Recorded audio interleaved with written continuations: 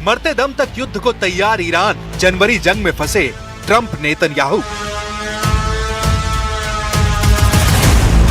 इसमें कोई शक नहीं है कि ईरान में 28 दिसंबर 2025 से शुरू हुए हिंसक प्रदर्शनों ने ईरान के सुप्रीम लीडर अली खामनेई के शासन की नींव हिला दी।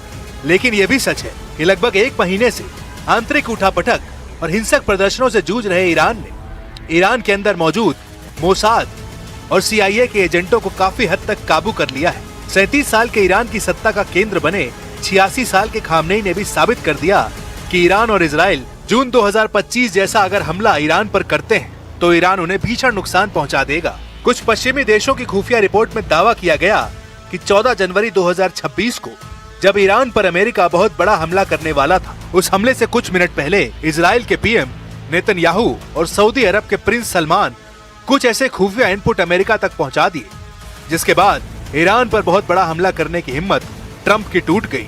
अब खबर है कि चीन और रूस ने ईरान के साथ मिलकर ऐसा जाल बुन दिया था जिसकी भनक से ही नेतन्याहू और ट्रंप के पसीने छूट गए थे। खबरदार, जनवरी 2026 वाला ईरान अब जून 2025 वाला ईरान नहीं है।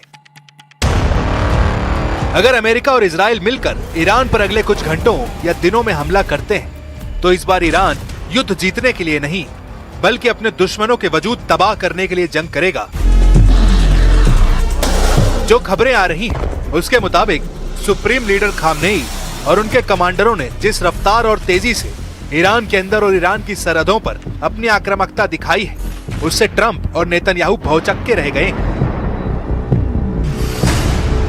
در گذشته وقتی فتنه ای از این قبیل که خب داشتیم، فتنه های متعددی داشتیم در کشور اتفاق می افتاد، غالبا مطبوعاتی های آمریکا، سیاسیون درجه دوم آمریکا یا کشورهای اروپایی دخالت می‌کردند. जून 2025 में जिस तरह से 12 दिन के युद्ध में अमेरिका और इजराइल ने मिलकर ईरान को घातक नुकसान पहुंचाया था, उस ईरान ने अब जून 2025 के हमलों से सबक लेते हुए रूस और चीन की मदद से ऐसी घातक तैयारियां पूरी कर ली हैं। अब इजराइल और अमेरिका ईरान पर हमला करने से पहले 100 बार सोचेंगे। सबसे पहले आप ये जान लीजिए कि ईरान को रूस और चीन के हथियारों से जंग लड़ने की कैसी ताकत मिल गई है। ईरान को रूस और चीन से मिलने वाली सैन्य मदद को लेकर इजराइल से लेकर अमेरिका तक कोहराम मचा हुआ है।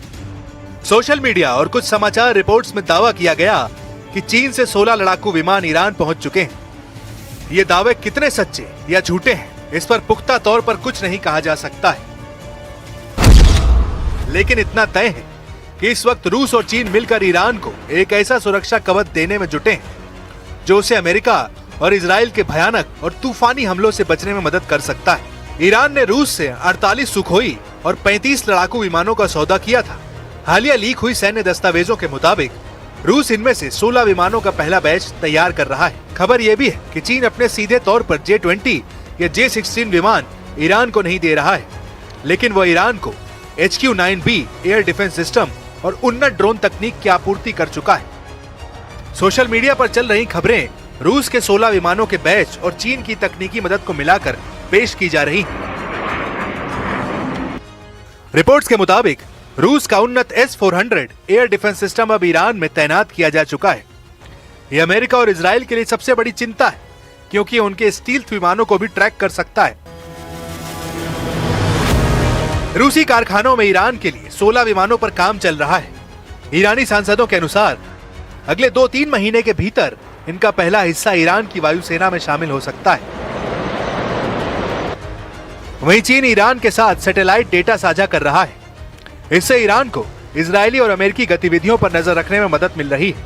कुछ रिपोर्ट्स में यहां तक दावा किया गया रूस के राष्ट्रपति पुतिन और चीन के राष्ट्रपति शी जिनपिंग ने ईरान को इस बार जबरदस्त मदद करने का मन बना लिया है। 14 जनवरी को डरा था अमेरिका, नेतन्याहू पर ईरान का खौफ। कुछ मीडिया रिपोर्ट्स में दावा किया गया कि 14 जनवरी 2026 को आखिरी वक्त पर अमेरिका और इजराइल ने ईरान पर भीषण हमले का प्लान पूरी तरीके से रोक दिया था। रिपोर्ट में दावा किया गया कि ईरान ने अपनी जंगी चाल और खौफनाक इरादों से इजराइल और अमेरिका को चौंका दिया था। ईरान की जंगी तैयारियों से अरब दुनिया तक सहम गई थी। 14 जनवरी 2026 को अमेरिका और ईरान के बीच युद्ध की स्थिति बेहद करीब आ गई थी। रिपोर्ट के मुताबिक 14 जनवरी 2026 को अमेरिका ईरान पर एक बड़ा सैन्य हमला करने की कगार पर था, लेकिन अचानक स्थिति बेहद गंभीर हो गई। कतर में स्थित अमेरिकी एयरबेस अल उदैद और बहरीन से अमेरिकी नेवी की 5वीं फ्लीट को अलर्ट पर रखते हुए खाली कराना शुरू कर दिया गया था, जबकि ईरान को इस हमले का पूरा यकीन था, इसलिए उसने अपना एयर स्पेस को पूरी तरीके से बंद कर दिया था। रिपोर्ट में दावा किया गया कि अमेरिका के राष्ट्रपति ट्रंप को हमला करने से ठीक पहले ऐसे 2 फोन कॉल आए थे, जिसके बाद ट्रंप ने ईरान पर हमला तुरंत रोक दिया। मीडिया रिपोर्ट्स के दावों के मुताबिक ट्रंप ने 14 जनवरी 2026 को ईरान पर हमला आखिरी वक्त में क्यों टाल दिया, इसको लेकर कई दावे किए गए हैं। पहला दावा है बेंजामिन नेतन्याहू की ट्रंप को चेतावनी। नेतन्याहू ने ट्रंप से फोन पर बात की। उन्होंने चिंता जताई कि इजराइल फिलहाल ईरान के संभावित जवाबी हमले जैसे मिसाइल और ड्रोन अटैक को झेलने के लिए पूरी तरह तैयार नहीं है।